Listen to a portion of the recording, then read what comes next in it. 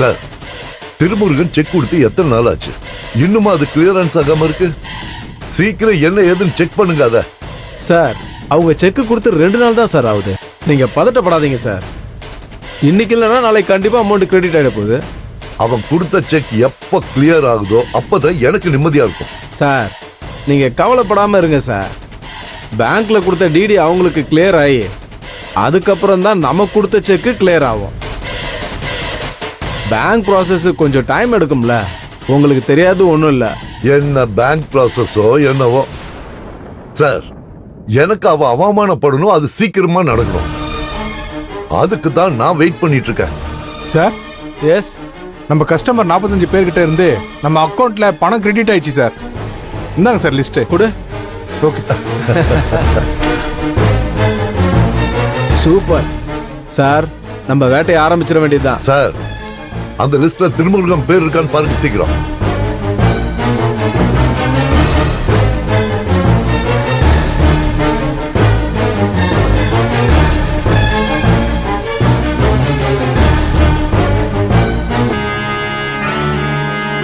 ஆமா சார், திருமுருகன் அக்கௌண்ட்ல இருந்து நமக்கு 3 கோடி டிரான்ஸ்ஃபர் ஆயிருக்கு சார். அத கொடுங்க சார், கொடுங்க சார். அட்ரஸ் அக்க அப்படி போடு. இந்த இந்த ஒரு நிமிஷத்துக்காக தான் இத்தனை நாள் காத்திருந்தேன். டேய் திருமுருகா, இனி உன் அத்தியாயமே முடிஞ்சதுடா. இனி யார் நினைச்சாலும் உன்னையும் உன் குடும்பத்தையும் என்கிட்ட இருந்து காப்பாற்றவே முடியாது. இன்னும் கொஞ்ச நாள் உன் குடும்பம் நடுத்தெருவில் நிக்கிறத என் கண்ணால பார்த்து ரசிக்க போறேன். அப்ப அந்த செல்வி அதை எப்படி தடுக்கிறான்னு நானும் பாக்குறேன். பிரம்மா சார், பயங்கரமா ஹாப்பி ஆயிட்டீங்க போல இருக்க. நீங்க நினைச்ச மாதிரி திருமுருகன் கிட்ட இருந்து 3 கோடி ரூபாய் வாங்கியாச்சு. அவங்க வீட்டு பத்திரமும் பேங்க்ல அடமானத்துல இருக்கு. அப்போ நம்ம டீல் ஓகே தானே? என்ன சார் ஹாப்பியான்னு கேக்குறீங்க? நான் ரொம்ப ரொம்ப சந்தோஷத்துல இருக்கேன் சார். சார், இந்த சந்தோஷத்தை நம்ம கொண்டாடியே ஆகணும். வாங்க சார், பார்ட்டிக்கு போலாம். சார், என்ன சார் காலாங்கத்துல பார்ட்டின்னு கூப்பிடுறீங்க? நிறைய வேலை இருக்கு சார். சார், எந்த வேலையா இருந்தாலும் எல்லாத்தையும் இன்னைக்கு தள்ளி வைங்க சார்.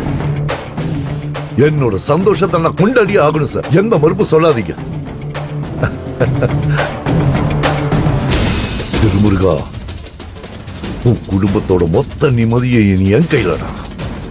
உன் குடும்பத்தை எப்படி அலக்கழிக்கணும் மட்டும் பாரு. எல்லா துன்பத்தையும் அனுபவிக்க ரெடியாரு.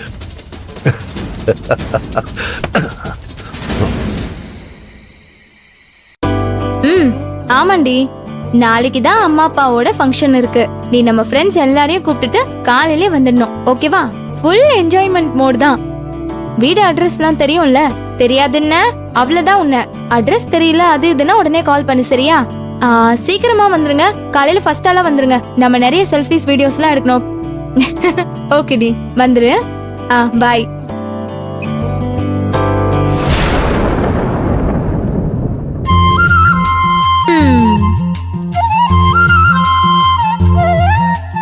என்னக்கா, மாமாவை கூப்பிட போனவங்கன்னு வரலையா?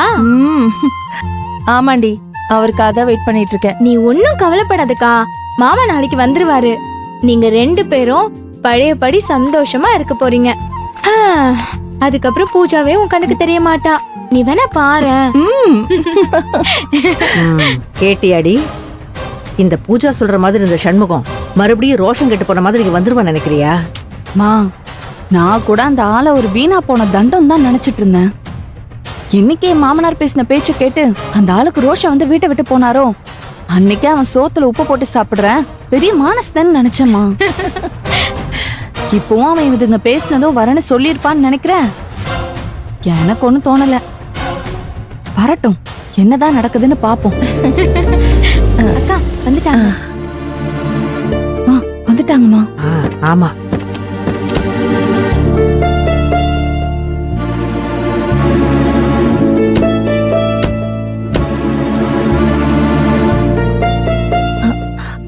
அம்மா, என்னம்மா ஆச்சு? அவரை பார்த்து பேசுனீங்களா? என்னம்மா சொன்னாரு? நாளைக்கு வந்துருவாருல்லம்மா? நீ வா, உள்ள போய் பேசலாம். வா வா. இருங்கம்மா, அவர் வரேன்னு சொன்னாரா இல்லையா சொல்லுங்க.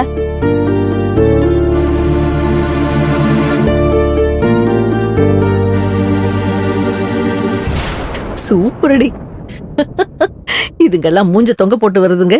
பாக்குறதுக்கு எவ்வளவு சந்தோஷமா இருக்கு தெரியுமா? என்ன நான் கேட்டுட்டே இருக்கேன், எல்லாரும் பேசாம அமைதியா இருக்கீங்க?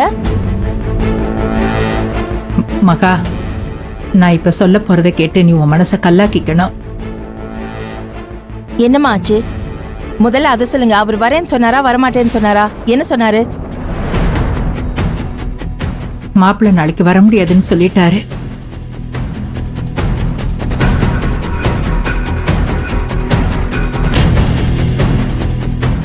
நீங்க சொல்றது உண்மையாம்மா? ஆமா மகா, நாங்க எவ்வளவோ கூப்பிட்டு பார்த்தோம், அவர் மனசு இறங்கவே இல்லை. அப்பா கூட அவரை தப்பா பேசினதுக்கு மன்னிப்பு கேட்டிருக்காரு. ஆனா நடந்த விஷயம் மாமா மனசுல ஆறாத காயமா தான் இருக்கு. ம், நடந்ததெல்லாம் மனசுல வச்சுக்கிட்டு ஃபங்க்ஷனுக்கு வர சம்மதிக்கவே இல்லை. நீ எப்ப அவரை மதிச்சு தனி கொடுத்து போறதுக்கு சம்மதிக்கிறியோ அப்பதான் இந்த வீட்டு வாசப்படியை மிதிப்பேன்னு தெளிவா சொல்லிட்டாரு. எங்களால அதுக்கு மேல அவர் எப்படி சம்மதிக்க வைக்கிறதுன்னு தெரியல. ஓ, அவருக்கு அவ்வளவு ஆயிடுச்சா? அவருக்கே அவ்வளவு வீராப்பு இருக்கும்போது எனக்கு இருக்காதா என்ன? பார்க்கலாம், என்ன ஆனாலும் பாத்துக்கலாம். பாக்கட்டும். தப்பு மகா, நீ இப்படி நினைக்கிறது சரியில்லை. ஒரு ஆம்பளை சுயமரியாதை எதிர்பார்க்கறதுல எந்த தப்பும் இல்லை. அன்னைக்கு ஏதோ கெட்ட நேரம், பேச தெரியாம வாய் தவறி ஒரு வார்த்தையை பேசிவிட்டேன்.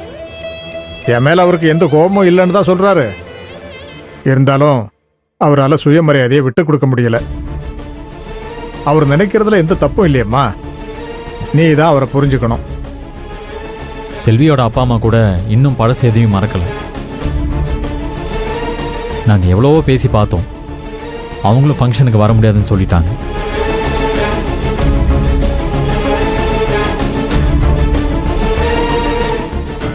ஆஹா, சரி சரி.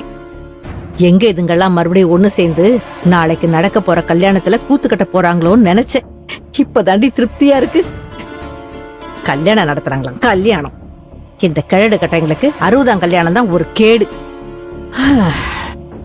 எப்படி சந்தோஷமா நடத்துறாங்கன்னு நானும் பாக்குறேன். சரி, இதுக்காக ஏன் நல்ல காரியம் நடக்க போற வீட்ல எல்லாரும் கவலையா இருக்கீங்க? நாம அவங்களுக்கு மரியாதையை கொடுத்தோம், நடந்ததை மன்னிச்சு இங்க வர்றதுக்கு அவங்களுக்கு மனசு இல்ல. அதுக்கு நம்ம ஏன் கவலைப்படணும்?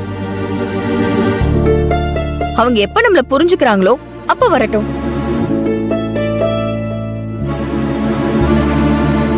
செல்வி சொல்றது சரிதான்க்கா. அவங்க வராதனால நாளைக்கு நடக்க போற ஃபங்க்ஷன்ல எந்த குறையும் வரப்போறதில்ல. நாம சந்தோஷமா கொண்டாடுறோம்.